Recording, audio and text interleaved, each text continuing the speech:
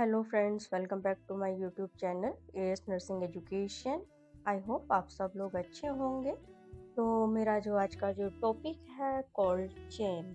इससे पहले मैंने इम्यूनाइजेशन शेड्यूल टीच किया था, तो इम्यूनाइजेशन शेड्यूल के ही रनिंग में आएगा हमारा कोल्ड चेन की जो हमारी वे वैक्सीन्स हैं उनको हम किस तरीके से स्टोर कर सकते हैं और किस तरीके से हम उनको one place to another place transfer कर सकते हैं। तो उस प्रोसेस को हम क्या बोलते हैं?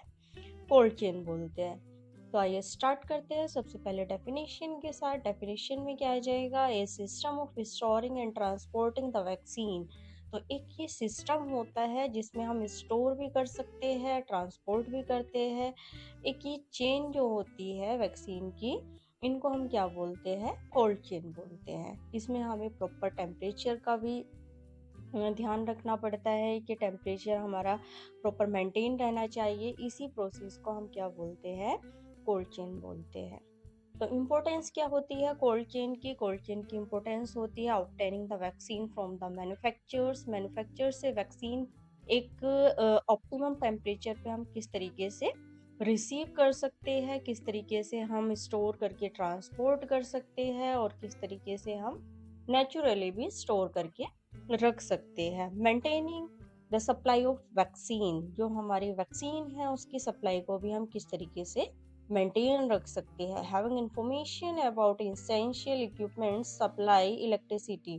तो इसमें हमारा इसेंशियल जो भी हमारे इक्विपमेंट्स होते हैं, जैसे इलेक्ट्रिसिटी का सप्लाई, इस तरीके की चीज़ों को हमें बहुत ज़्यादा ध्यान रखना पड़ता है, क्योंकि वो एक कोल्ड चेन में ही आता है कि हमें किस तरीके से ठंडा रखना है वैक्सीन्स को और कितने टेम्परेचर पर रखना है, कितने लो टेम्परेचर पे रखना है, सनलाइट के एक्सपोजर से कैसे बचा कर रखना है और उनकी पोटेंशियल को कैसे मेंटेन रखना है वैक्सीन्स की। तो नेक्स्ट आता है हमारा components of cold chain. Cold chain के मोस्टली हमारे 5 कंपोनेंट्स होते हैं। पहला आ जाएगा हमारा इक्विपमेंट्स, सेकंड आ जाएगा हमारा सप्लाई, थर्ड आ जाएगा मैनुअल एफर्ट्स, फोर्थ आ जाएगा transportation and the fifth one is communication. तो इसमें फर्स्ट आ जाता है हमारा एपरेटस या फिर इक्विपमेंट। इसमें भी हमारी दो कैटेगरीज होती है। दो कैटेगरीज में फर्स्ट आ जाएगा हमारा 4 to 8 डिग्री सेल्सियस का जो एपरेटस होता है, जिसमें हमें 4 to 5 degree Celsius temperature maintain रखना होता है। और एक आ जाता है equipment which freeze the vaccine, जिसमें हमारी वैक्सीन्स फ्रीज हो जाती है।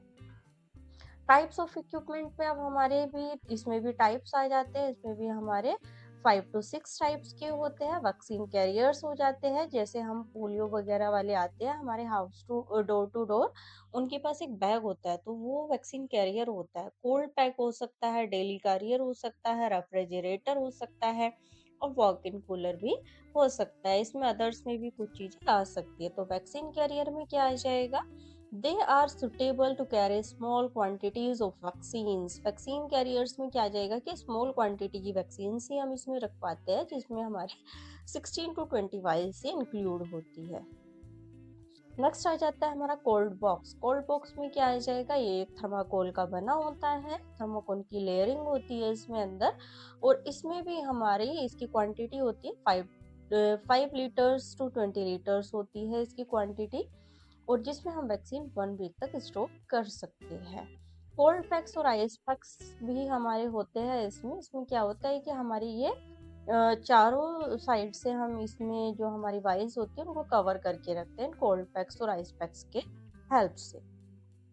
नेक्स्ट आ जाता है हमारा डे कैरियर। डे कैरियर में क्या आ जाएगा? These equipments are used to keep the vaccine for a day. इसमें एक दिन के लिए रख सकते हैं हम। इसमें 6 to 8 वाइल्स आती है और जिसमें हमारे नियर अबाउट 12 आवर्स तक कूलिंग रहती है और टेम्परेचर मेंटेन रहता है। इसमें हमारे 2 आइस पैक्स आते हैं। रेफ्रिजरेटर में क्या आ जाएगा? रेफ्रिजरेटर नाम से ही पता चल रहा है कि फ्रिज, डीप फ्रिज ये आ जाते हैं हमारे इसमें। तो इसमें भी हमारे 300 लीटर्स का होता है ILR, और 300 to 240 लीटर्स होता है ये use in all district level, जो हमारे सभी डिस्ट्रिक्ट लेवल पे यूज होते हैं। वॉक इन कूलर एक हमारा पूरा रूम होता है, उसमें पूरे रूम में टेम्परेचर मेंटेन होता है वॉक इन कूलर में। तो इसमें हम पूरे रूम में वॉक कर सकते हैं। तो इसमें एक पूरा रूम हम एक कूलर रेफ्रिजरेटर के टेम्परेचर से मेंटेन रखते हैं। फिर आ जाता है हमारा सप्लायर्स, ये should kept at low temperature, जो हमें लो टेम्परेचर पर रखनी पड़ती है। मैनुअल एफर्ट्स में क्या आ जाएगा, जो हमारे मैन्युफैक्चरर्स है, हेल्थ ऑफिसर्स है, ये सब हमारे किस में आ जाएंगे, मैनुअल एफर्ट्स में इंक्लूड होते हैं। ट्रांसपोर्ट में क्या आ जाएगा कि जो हमारी वैक्सीन्स है, हम उसमें कोशिश करेंगे एक स्पेसिफिक टेम्परेचर मेंटेन रहे, और रेफ्रिजरेटर भी उसमें हम एक रो में अरेंज करके रखते हैं, जैसे मैंने फिगर में भी शो किया हुआ है। और इनसाइड द ट्रक के अंदर भी इसी तरीके से हम किस तरीके से अपनी वैक्सीन्स को मेंटेन करके और एक रो में रखते हैं, और उसका टेम्परेचर भी मेंटेन रहता है। कम्युनिकेशन में क्या आ जाएगा, all informations and order associated with cold chain should be immediately and clearly sent and received. एकदम से क्लियरली, यहाँ हम भेज रहे हैं वैक्सीन, वहाँ पर एकदम से मैसेज जाना चाहिए, और वहाँ से रिवर्ट में भी मैसेज आना चाहिए। कम्युनिकेशन गैप नहीं होना चाहिए इन वैक्सीन्स के सब्जेक्ट में।